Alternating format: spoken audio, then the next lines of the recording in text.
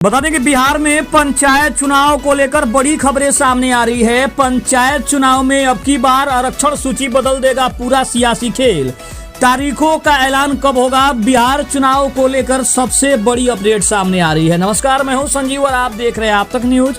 अगर आप हमारे चैनल पर नए हैं तो चैनल को जरूर सब्सक्राइब कर लें। पंचायत चुनाव को लेकर अगले कुछ महीने बिहार की सियासत बेहद सरगर्म रहने वाले हैं।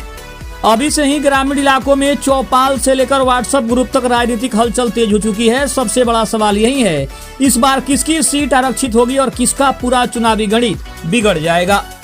जनसंख्या आंकड़ों और आरक्षण रोस्टर को लेकर गांवों में उत्सुकता अपने चरम पर पहुंचने लगी है। साथ ही इसकी तारीखों को लेकर भी निर्वाचन आयोग ने बड़े संकेत दे दिए हैं। बिहार की 8000 से अधिक ग्राम पंचायतों में होने वाला पंचायत चुनाव केवल स्थानीय वोटिंग नहीं बल्कि गांव की सत्ता का सबसे बड़ा महासंग्राम माना जाता है।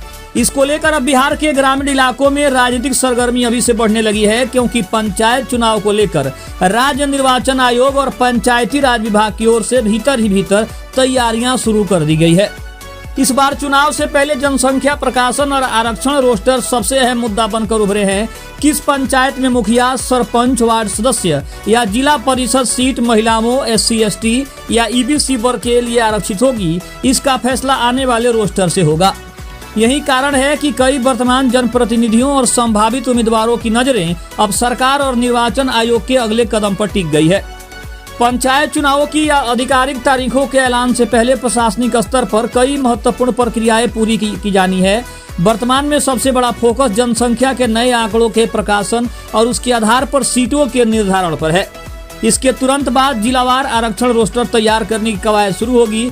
किस पंचायत या वार्ड में मुखिया, सरपंच, वार्ड सदस्य या जिला परिषद की सीटें महिलाओं, अनुसूचित जाति SC, अनुसूचित जनजाति ST या अत्यंत पिछड़ा वर्ग यानी EBC के लिए आरक्षित होंगी, इसका फैसला इसी रोस्टर से होगा। इस रोस्टर के सामने आते ही कई वर्तमान दिग्गजों के समीकरण भी पूरी तरीके से बदल सकते हैं। बिहार की राजनीति में पंचायत चुनाव का महत्व किसी विधानसभा चुनाव से कम नहीं माना जाता है और इसी चुनाव के जरिए ही गांवों की सरकार चुनी जाती है, जिसका सीधा असर जमीनी स्तर पर चलने वाली विकास योजनाओं पर पड़ता है। 7 निश्चय योजना की बात करें, मुख्यमंत्री ग्रामीण पेयजल निश्चय योजना की बात करें, पक्की नाली हो, गली हो, मनरेगा जैसी करोड़ों रुपये की विकास योजनाएं सीधे तौर पर पंचायतों के माध्यम से ही धरातल पर उतरती है। ऐसे में ग्रामीण जनता इस बार नए और विकास परक चेहरे को चुनने के मूड में दिख रही है। चुनाव के नजदीक आते ही गांवों की चौपालों, चाय की दुकानों और सोशल मीडिया ग्रुप्स पर भावी उम्मीदवारों ने अपनी दावेदारी और जनसंपर्क अभियान तेज कर दिया है। जैसे जैसे जनसंख्या प्रकाशन, आरक्षण रोस्टर और चुनावी तारीखों से जुड़े अंतिम फैसले राज्य सरकार और निर्वाचन आयोग की ओर से सामने आते जाएंगे, वैसे वैसे बिहार की पंचायत राजनीति और अधिक तेज, दिलचस्प और निर्णायक होती जाएगी। युवा उम्मीदवारों की बढ़ती दिलचस्पी और डिजिटल चुनाव प्रचार के कारण इस बार का मुकाबला बेहद कड़ा होने की उम्मीद लगाई जा रही है। कयास ये भी लगाए जा रहे हैं कि जून जुलाई के बाद तैयारियों की रफ्तार और तेज होगी, जिससे आने वाले महीनों में गांवों का चुनावी माहौल पूरी तरीके से गर्मा जाएगा। यानी देखा जाए तो अब की बार के आरक्षण रोस्टर से ही पता चलेगा कि कौन से उम्मीदवार का पत्ता कटने वाला है और कौन से उम्मीदवार को मौका मिलने वाला है।